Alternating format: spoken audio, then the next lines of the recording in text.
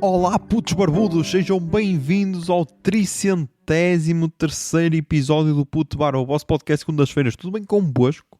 Comigo? Pá, está tudo médio, ok? Porque foi uma semana um pouco diferente, uma semana de adaptação. Mas já, não vamos falar disso e vamos já mergulhar no tema de abertura. Tema de abertura que é o seguinte, pá, eu fui campeão no FM 2024. É verdade, fui campeão, ganhei 3 títulos nesta minha primeira aventura no FM 2024. Deixem cá ver. Exatamente, venci a Supertaça, fui à final da Taça da Liga e perdi para quem? Para o Benfica. Venci o campeonato, venci a Taça de Portugal e já venci a Supertaça da segunda época. Imaginem, a única equipa que me conseguiu fazer frente foi o Benfica, porque eu acabei com 87 pontos e o Benfica acabou com 86. O Sporting depois acabou com 70, por isso não conseguiu sequer chegar aos nossos pés.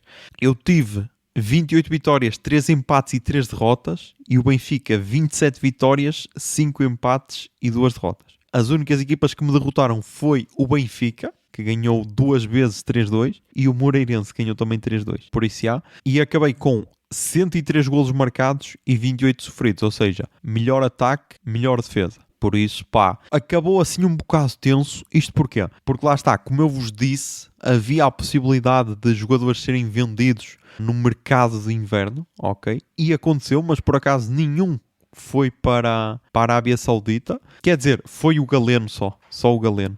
Porque depois o João Mário saiu para a Fiorentina por 50 milhões e o Taremi que saiu para o Chelsea por 35 milhões com a possibilidade de chegar aos 42 milhões e meio.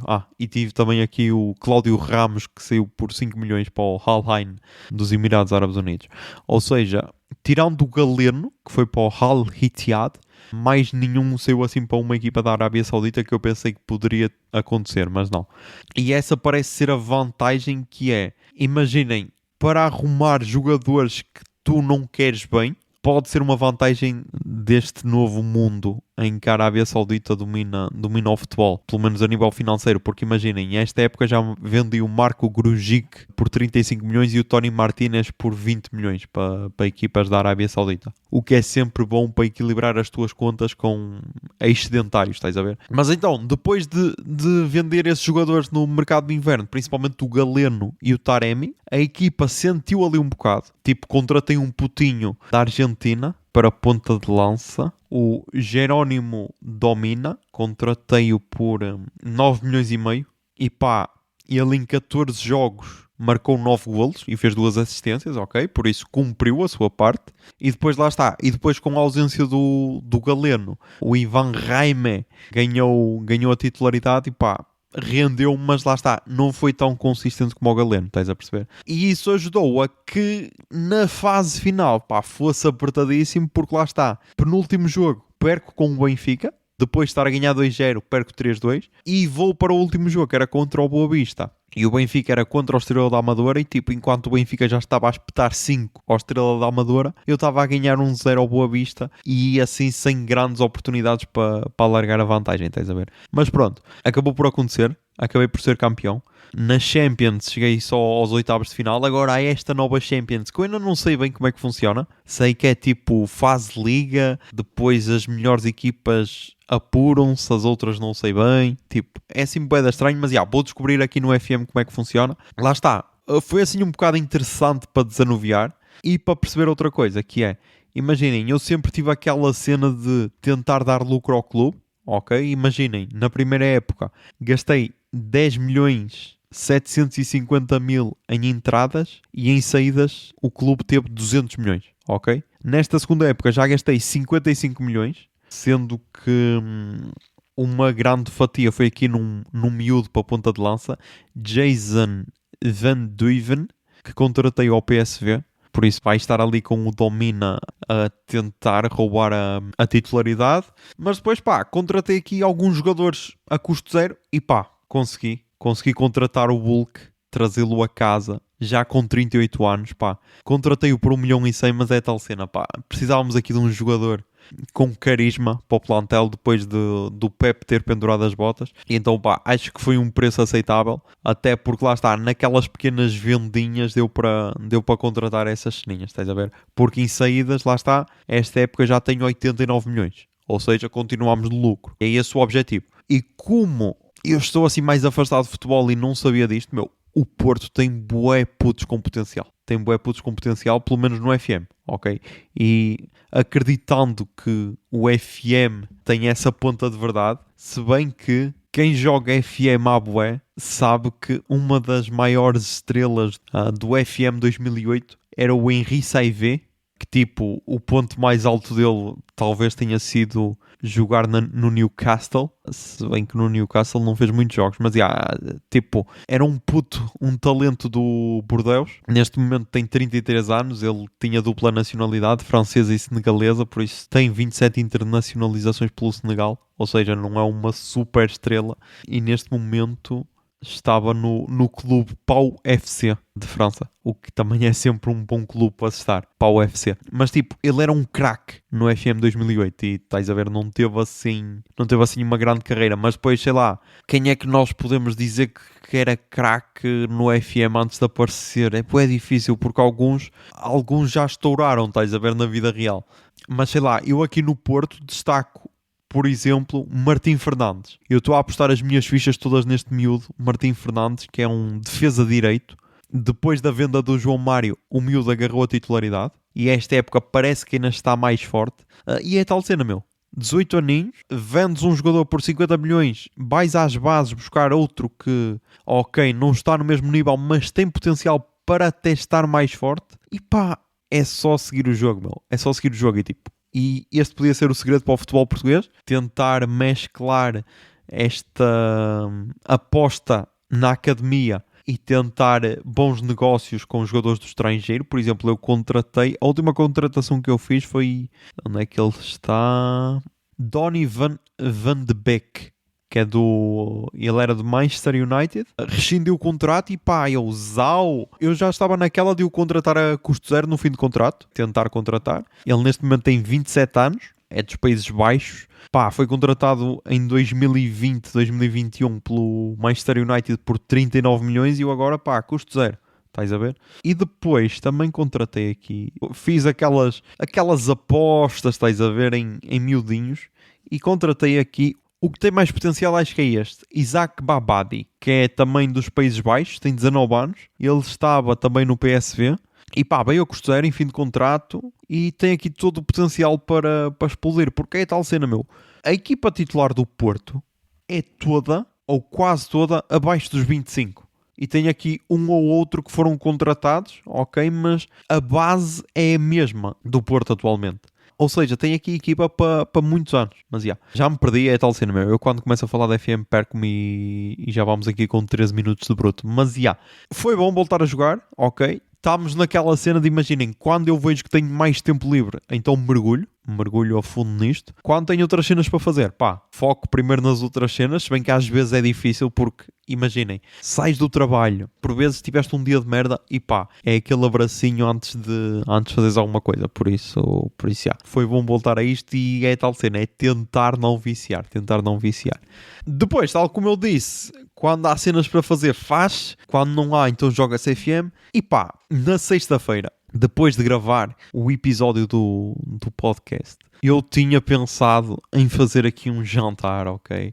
Para a senhora engenheira. Porquê? Porque depois íamos ver Julia Jacqueline. E tipo, pá, eu já vos tinha dito que eu estou um mestre da culinária fodido, mas pá, sexta-feira acho que foi o meu ponto alto. Isto porquê? Isto porque na quinta, a senhora engenheira tinha ficado a dar horas e eu fiz um arroz que queria ser de tomate, mas perdeu-se a meio do caminho, com tentáculos de pota. Acho que é tentáculos de pota. Uma cena assim congelada que é bué da bom. É tipo douradinhos, só que são de pota, ok? E são tentáculos, supostamente. Acho que é de pota. Tipo, eu confundo sempre. É pota e lulas, meu, eu confundo sempre. Mas é um dos dois. Mas acho que é pota. E então o arroz perdeu-se pelo caminho. Porquê, pá? Porque eu pensei que ela ia demorar mais e então não deixei o tomate ficar bem. E então meti logo o arroz e então ficou assim uma cena meio manhosa. Mas ficou fixe, então hoje vai ficar perfeito.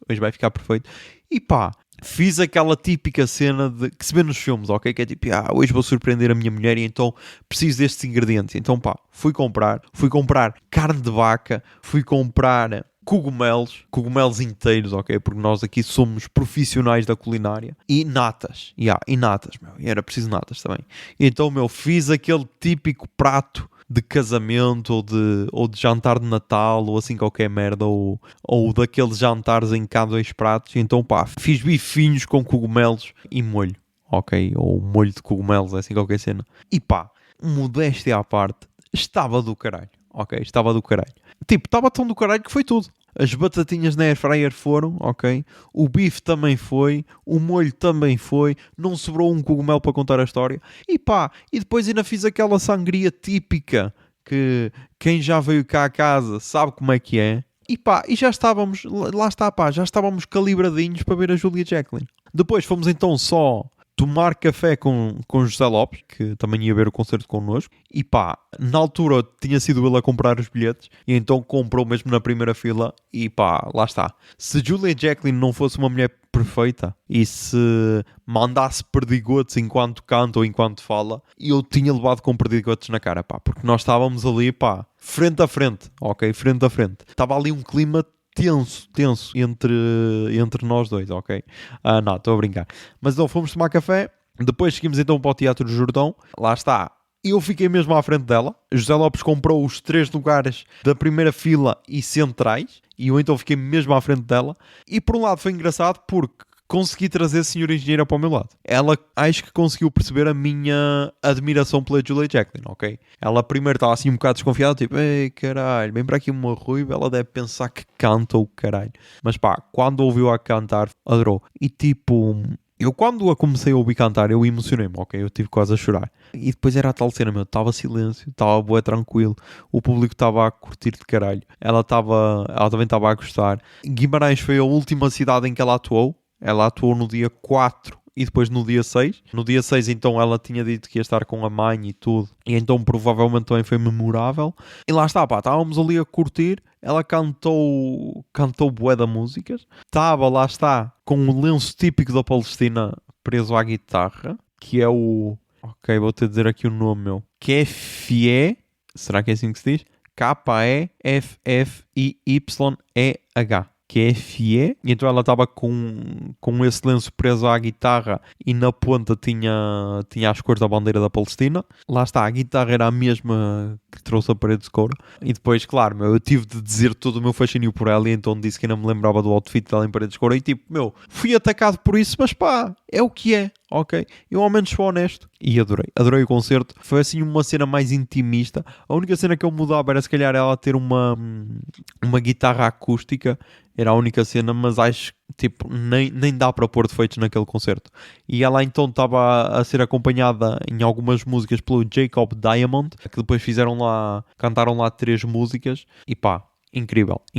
E depois vi fotos da Mariana Silva que fotografou o concerto, e no fim do concerto simplesmente saíram a pé. Ou seja, gente como a gente, estás a ver?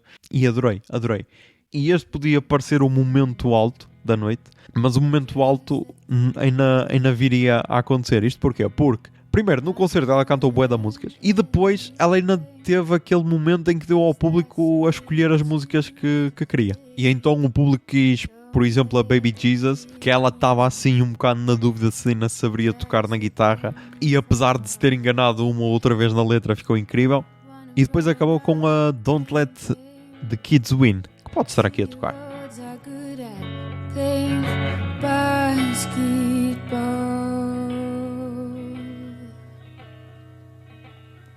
Don't let your grandmother die while you're away. A cheap trip to Thailand's not gonna make up for never getting to say goodbye. And don't let your brother stop thinking you're cool.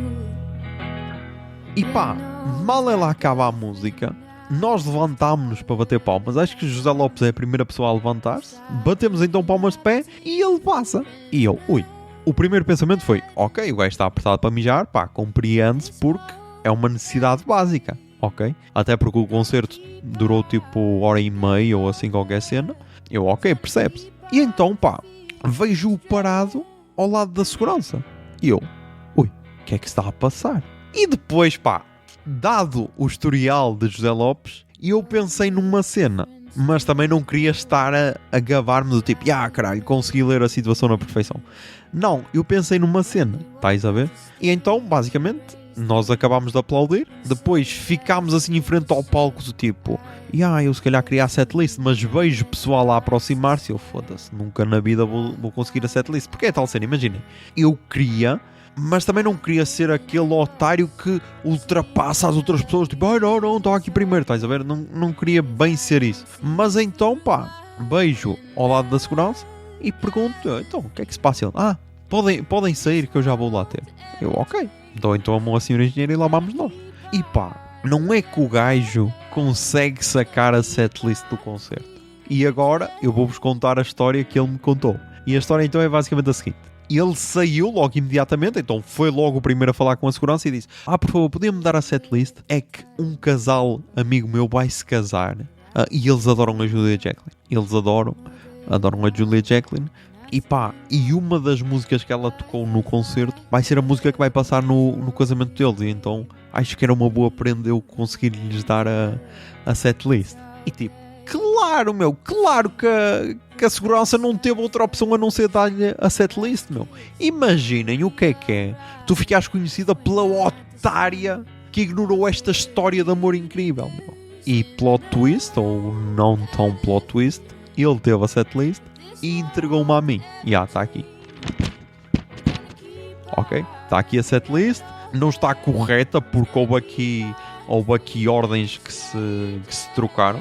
Mas tipo, está aqui, ok? E eu sempre que olhar para esta folha, eu vou-me lembrar da história, tal como quando olho para a setlist dos Linda Martini no Paredes de Coura 2018, me lembro que quando me deram a setlist estava aquele tarado que filma os concertos ao meu lado e ele estica assim o braço, eu encolho a folha a pensar, caralho, este gajo vai-me roubar. E ele, não, dobra só a fita para dentro que é para não estragares a folha. Eu, ok, caralho.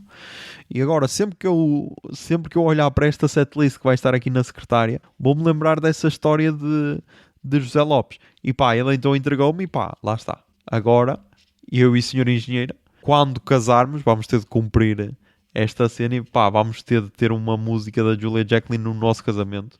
Ou ela vai entrar no casamento com uma música da Julia Jacklin, não sei, mas tipo, desta vez José Lopes não pode passar por mentiroso. Vamos ter de tornar a história dele real, que é para ele não passar por mentiroso. E então, pá, fiquei bué feliz. Tão feliz que até lhe dei um abraço, ok? Tão feliz que até ignorei todos os nossos ressentimentos passados e até lhe dei um abraço. Isto foi na sexta, em que basicamente tínhamos um concerto a, 100 ou 150 metros de casa. No sábado, pá, tínhamos aí um jantar que ia ocorrer. Jantar no restaurante O Forno a Lenha, que pá, eu não sei bem se aquilo ainda é Fermentões, se já é Pencelo.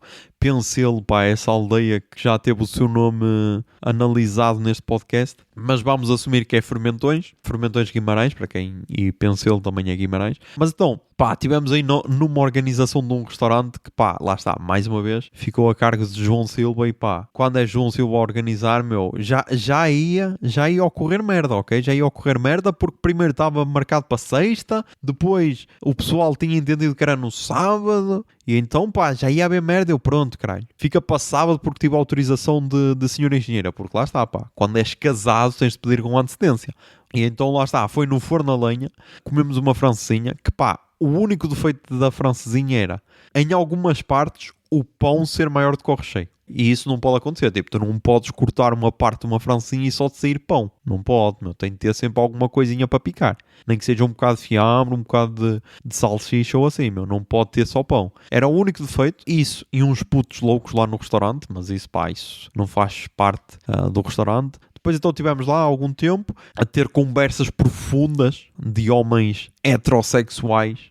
E depois lá está, depois lá tivemos de apressar um bocado as cenas porque tínhamos o Só Nos Arte a acontecer e isto é literalmente do outro lado da rua da nossa casa. E pá, esta é a vantagem de viver aqui mesmo no centro de Guimarães, que é, pá, atravessas a rua e estás a ter um festival. E então foi bué de engraçado esse conceito. Mas então, pá, tínhamos o Só nos Arte, que também foi José Lopes que alertou para o early bird disto. E pá, eu vou ser sincero, eu ia um bocado, mas ia muito desconfiado porque era a tal cena. Eu não conhecia ninguém. O máximo que eu fiz foi, ok, deixa-me pôr aqui a playlist do festival a tocar, no dia do festival, para ver se tem alguma cena interessante. Porque, tipo, a única banda que eu conhecia era Máquina, ok? De resto não conhecia ninguém. Sei que Maruja era minimamente conhecido, mas pá, desconhecia. Mas então às 9h30 começava com Children of the Pope, que lá está, as 3 primeiras bandas eram do Reino Unido e depois Máquina era a única banda portuguesa. Isto porquê? Porque havia concertos com entrada gratuita da parte da tarde, só que era a tal cena, meu. Tínhamos esses concertos, depois tínhamos de voltar para casa para jantar, ou pelo menos a senhora engenheira, porque eu ia jantar fora, e depois tínhamos de voltar para o festival e então pá, ficámos em casa. Eu fiquei a editar o podcast, depois então jantámos e fomos então para o festival. E então às 9h30 tínhamos Children of the Pope, que pá, só vimos algumas músicas. Isto porque já chegámos um bocado tarde, depois ainda trocar pulseiras e não sei o quê. Mas foi interessante. Depois vimos Blue Bandy, que pá, chamou muita atenção. Blue Bandy fez lembrar um bocado Black Midi. Mas tipo, fazem lembrar não propriamente no som, ok? Fazem lembrar naquela cena de tentar reinventar sonoridades, que acho que essa era a cena em que os Black Midi eram muito fortes e quase que começaram isso. Tipo, lá está. Quase que começaram isso nesta última década, vá, porque isso sempre foi uma cena de tentar encontrar novas sonoridades, estás a ver? E então estes Blue Bandy fizeram lembrar um pouco isso. E depois, pá, também tiveram um apontamento para depois mencionar quando acabar a review das bandas. Depois, pá, tivemos então Maruja, que foi provavelmente o melhor concerto da noite. E lá está, pá. Apanhou-me de surpresa, porque não conhecia assim muita coisa da banda. Lá está, só tinha ouvido na playlist do festival. E tipo, o vocalista tem uma presença de palco incrível. Em alguns momentos eu até fiquei a pensar se não era um desperdício tê-lo à guitarra, porque lá está, ele deveria ter aquela liberdade de não precisar de se preocupar com um instrumento, estás a ver? E lá está, muitas das vezes a pessoa precisa ter um instrumento para ter mais presença de palco. Ele não precisava necessariamente disso, ok? Fazia-me quase lembrar o Joe Talbot dos Idols. Mas depois lá está, como também tem músicas que têm muito instrumental só, aí já se percebe ele tocar guitarra, porque senão não estaria a fazer nada em palco. E adorei. A senhora engenheira adorou mais do que eu, porque lá está, tinha lá um atolão em tronco nu, em cima do palco. Eu só pude adorar pela parte artística em si. Depois, tivemos mais um concerto de Máquina, que já é, sei lá, que concerto. 57º concerto, não, estou a brincar, é para aí o 5º ou 6º concerto que vejo deles. Mas lá está, já estávamos cansadinhos e então vimos uma ou duas músicas e basámos. Por isso, curti Maruja e Blue Bandy. Também fiquei interessado por Children of the Pope. Também gostava de ter visto os outros da tarde, porque lá está, na playlist estavam interessantes, mas estava mau tempo e tudo, e para ainda durarmos até ao fim do dia, foi melhor assim. Depois, uma das cenas que deu para tirar deste festival é que não importa o país em que tu estás, alternos são iguais em todo lado. Porque se alternos são iguais aqui e no Reino Unido, eu deduzo que sejam iguais em todo lado. Isto porquê? Porque notou-se principalmente, tanto na Children of the Pope como na Blue Bandy, tinhas lá gajos que eram alternos, ok? Que estavam em cima do palco e eram iguais. Ou seja, estás com roupa que os teus pais poderiam usar tranquilamente, estás assim com um estilo meio manhoso, estás a ser igual a todo o pessoal da tua idade. Mas foi interessante, curti bué, e parte positiva, depois foi só atravessar a rua e já estava em casa. E então foi bué da fixe também. A senhora engenheira ainda comprou uma t-shirt do festival que estava a um preço interessante. Por isso valeu totalmente a pena comprar os bilhetes na Early Bird. Depois, no domingo, nós íamos almoçar à casa dos meus pais. E esta é a parte complicada, que é depois tens de conjugar essas rotinas todas e ir à casa dos pais da senhora engenheira, ir à casa dos meus pais, e então às vezes parece que andamos só de lado para lado. Mas então fomos lá almoçar e então a senhora engenheira tinha dito, um dia destes temos de ir à missa. E eu, ok, temos de ir à missa. Mas tipo, eu pensei que era aquela cena de, ok, dizes, mas depois passa-te, estás a ver? Até que ela então no domingo disse, e que tal se fôssemos à missa e fizéssemos surpresa aos teus pais? E eu, vamos então fazer surpresa aos meus pais. E tipo, aconteceu mesmo, ok, aconteceu mesmo, fomos à missa às 11h15 a São Martinho do Campo, que é onde os meus pais costumam ir à missa, e pá, parece que foi uma pontaria do caralho. Porquê? Porque era aquela missa sobre casais, ok? Em que tipo o padre estava a dizer que o divórcio não era uma opção logo à primeira vista, ou não sei o quê. Nas leituras era tipo sobre casais e não sei o quê, adultério e mais não sei o quê. E a mulher nasceu da costela do homem e tudo. E pá, eu só pensei, foda-se, que puta de pontaria, meu. Que puta de pontaria. Mas olha, pá.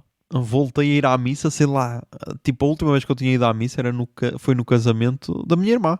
Casamento da minha irmã, ou seja, no 11 de setembro de 2022. Acho que é isso, pá, o 11 de setembro de 2022. Talvez seja isso, por isso, pá, estamos aí, meu. Voltámos à missa, pá, pode ser que se torne uma rotina. E lá está, meu, foi o que eu disse à senhora engenheira, meu. Eu estou-me a transformar no Luíde. A única diferença é que ele voltou para o campo e eu fui para a cidade. Ok, de resto, meu, ambos temos namoradas gostosas tatuadas. Ambos temos uma rotina fitness incrível. E agora, pá, ambos voltamos para a religião? Não pode ser, meu. Eu não me posso tornar o Luíde PTPT, meu. Isso seria estranho. Mas, também, ligando com o assunto da missa, meu, eu descobri uma cena. Descobri uma cena que, tipo, estás a ver quando tu entras para uma realidade totalmente diferente, mas que para outra pessoa era uma cena totalmente banal? Tipo, gajos, esta pergunta é só para gajos. Como é que as mulheres têm de ter as unhas quando são pedidas em casamento?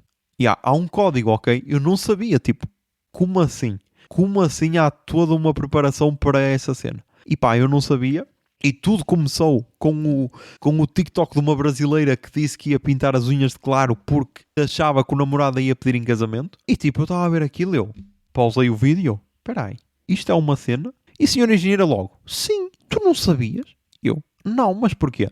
E então pá, fomos logo ver fotos de pessoas que nós sabíamos que tinham sido pedidas em casamento. E então ela mostrou uma prima que tinha sido e que sabia e tal, unha clara, e depois outra que não sabia e tal, unhas amarelas ou amarelas fluorescentes ou o caralho. E tipo, fomos ver uma amiga ou uma conhecida que também não sabia e tal, uma unha de cada cor. Eu, que nojo, caralho. Faz totalmente sentido. Por isso, meu, imaginem que não querem dizer à vossa namorada que a vão pedir em casamento, mas pá, acompanhem-na na manicure, ou então digam, amor, há tanto tempo que já não pintas assim as unhas transparente ou assim, tens a ver? Assim um transparente, boeda básico, meu, é o ideal. É o ideal porque, pá, as fotos ficam incríveis. E pá, e se desconfiam, meu, desta minha descoberta, meu, procurem no Instagram de uma das mais reconhecidas influencers da nossa praça, sandrasilva.oficial. Pá, nem sei se quero bem falar sobre isto, meu, porque sandrasilva.oficial, meu, agora não para de mostrar o anel e tipo, será que esta cena acontece com todas as noivas? Mas não sei. Mas pá, vão ver as unhas dela, meu, e lá está, pá, unhinha clarinha, ok? Aqui com um ou outro brilhante, mas que pá, não rouba o destaque ao anel, ok? Por isso, meu, não me venham cá com histórias, não me venham dizer que este podcast não vos traz informação, porque traz, meu, traz. Por isso já sabem, meu, se a vossa namorada pintar as unhas de claro assim do nada, e se a vossa relação já tem, sei lá, mais de 3 anos, porque isso também é outra cena, meu, no outro dia descobri no TikTok que se não pedes alguém em casamento até aos 3 anos, meu, esquece. Larga o teu homem, porque se ele não te pediu até com 3 anos de namoro, meu, nunca mais vai pedir. Pá, percebi isso no TikTok, meu. Se está no TikTok é porque é verdade. Por isso, pá, se namoram há mais de 3 anos e se a tua namorada tem as unhas pintadas de claro semana após semana, meu, se calhar ela quer alguma coisa, ok? E a mesma cena para mulheres, meu. Se o vosso namorado nunca disse nada das vossas unhas, mas vos diz, e que tal se pintasse agora numa cor mais clara? Pá, se calhar também vos quer fazer alguma coisa e já conhece o game, estás a ver? Pá, também se ele for um daqueles que pedem casamento enquanto estás com as unhas de laranja ou o caralho, meu, será que ele gosta assim tanto de ti? Será? Ou será que vais ter de tipo pedir a uma esteticista mudar a cor das unhas para depois partilhar nas redes? Estás a ver? É preciso, pá, hoje em dia, meu, não é só fazer um pedido, meu. Não é só ajoelhar-te e o caralho e sacares de uma caixa. Não, meu, é preciso pensar à frente, caralho. Mas, já. Antes de ir para as recomendações culturais, pá, tenho aqui um assunto. Nem sei, eu acho que nem quero entrar bem por aqui, meu. Porque é um bocado bizarro nós termos, primeiro, um primeiro-ministro que acha que jornalistas usam os auriculares para terem alguém a dizer-lhe as perguntas. Isso aí já é bizarro. Depois, meu, toda a cena com a RTP, que é tipo, vai ser para privatizar ou não? É que se não for... É porque isto é assim, imaginem. Para algumas pessoas pode parecer, ai caralho, ainda bem, meu, vai-se reduzir o custo da RTP. Como cortando na publicidade. Como despedindo 250 pessoas. Parece, ok, estamos aqui a cortar numa gordura do Estado. Mas pá, quem é que vai ganhar com isto? SIC, TVI, que vão mamar aquele dinheiro da publicidade, porque se não se pode passar na RTP, pá, vai-se ter de passar em algum lado. Ok? CMTV da vida e o caralho, estás a ver? Por isso, até que ponto é positivo? Sei lá, é só triste. É aquele tópico que trazemos aqui porque é só triste. E, como disse, pá, aquele ministro, meu, achar que a RTP é só o preço certo, meu. Tu basta abrir a RTP Play, meu. A quantidade de conteúdo que tens lá de borla é uma cena incrível, meu. É uma cena incrível, tipo. E não é só isso, meu. E tu, hoje em dia, tu podes ir procurar qualquer programa de rádio, podes ir à RTP Play. Qualquer programa de televisão, podes ir à RTP Play. Tens a RTP Arquivos, que tem uma dimensão do caralho. Tens a RTP Play com conteúdo cada vez maior, nem que sejam pequenas séries que têm um apoio mínimo, mas que dá para fazer uma cena. E achar que o caminho não é esse, pá, temos de cortar e então vamos mandar 250 pessoas embora. Acham que esse é o caminho, é só triste. Mas lá está, pá, é aquele pensamento que esta semana também me deixou triste, que é dois gordinhos acharem que se tu queres ouvir música no trabalho, pá, precisas trabalhar numa loja de música, porque é o único sítio onde se pode ouvir música no trabalho. Mas vamos então para as recomendações culturais desta semana. Toca aí o Jingle Pia. Recomendações culturais. Recomendações culturais.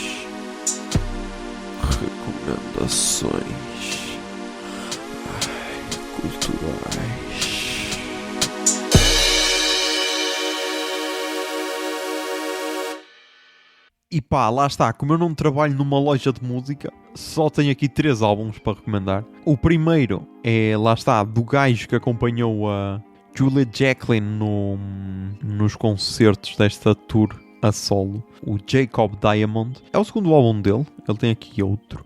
Tem aqui o primeiro álbum de 2018, Goodbye Gondwana. E tem aqui este álbum de 2024, Yes Angel, que saiu no dia 30 de agosto de 2024. Pá, eu gostei bué, ok. Claro, ele deixou-me curioso depois de o ver com a Julia Jacklin. Eles têm um momento que cantaram à capela, tipo, está só incrível. Eu gravei essa música e está só incrível. Mas então José Lopes depois recomendou. E pá, eu fui ouvir, gostei. E vai estar aí a tocar a música que abre o álbum, New Museum. Always morning, never crying, always led astray,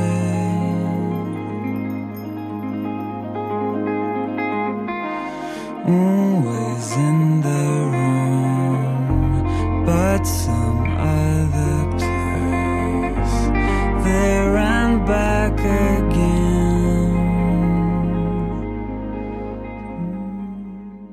Depois, pá, temos aqui 2 álbuns que estão na Pitchfork.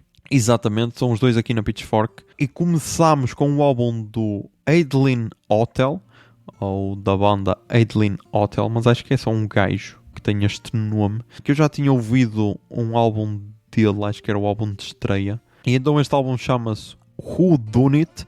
E a Pitchfork diz o seguinte: adotando uma abordagem caprichosa e meditativa para o álbum de separação, Dan Kniskovi faz com que o fim de um casamento pareça inesperadamente curativo. Ok, gostei. Não estava à espera desta review. Eu achei o álbum interessante, gostei. E vai estar aí a tocar a música que abre o álbum, How Did I Get So Lucky?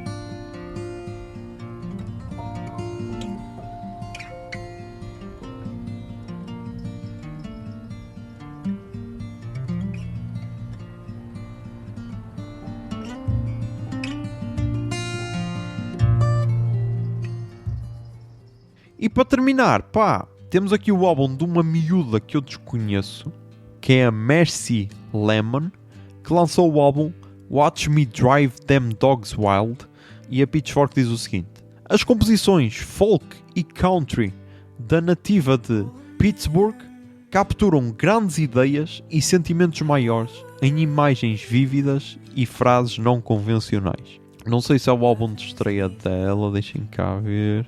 Ok, é o terceiro álbum dela, o primeiro é de 2017, por isso já tem alguma carreira. Eu gostei bué deste álbum, foi o primeiro que ouvi dela, gostei bué. E pá, vai estar aqui a tocar, pode ser a música que dá nome ao álbum e que o encerra. Watch Me Drive Them Dogs Wild.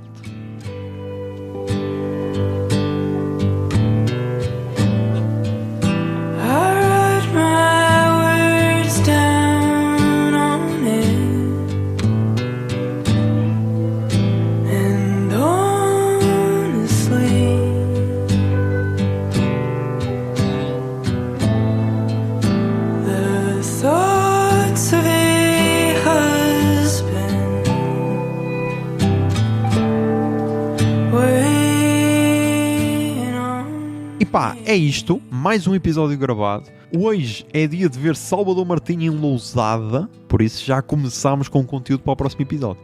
Mas já sabem, mantenham-se sãos, tentem ser felizes e que a barba esteja convosco. Bombinha de fumo.